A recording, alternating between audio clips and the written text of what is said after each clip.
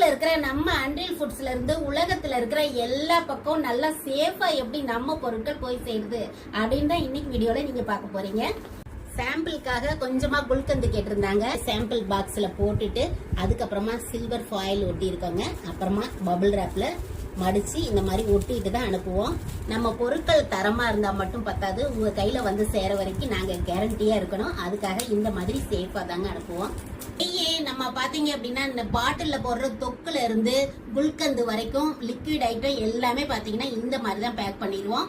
நம்ம பாட்டில்ல போட்டுட்டு நம்ம அதுக்கப்புறமா 2 சீல் பண்ணுவோங்க. பண்ணதுக்கு அப்புறம் பபிள் ரேப் சுத்தி மேல வந்து அட்டை போட்டு இந்த மாதிரி ரேப் பண்ணிடுவோம். உங்களுக்கு லீக்கே ஆகாது, நல்லா சேஃபா வந்து சேரும். என்ன பொருள் ஆர்டர் பண்றீங்களோ 100 கிராம் ஆர்டர் பண்றீங்க அப்படின்னா கூட நம்ம வந்து இந்த மாதிரி பபிள் ரேப் இல்லாம அனுப்புனது இல்லைங்க. பபிள் ரேப் போடும்போது பாத்தீங்கன்னா அழுத்தத்தை தாங்கும். இந்த பபிள் ரேப் இருக்கிறதுனால உங்களுக்கு உடையாம நம்ம பொருட்கள் சேதம் இல்லாம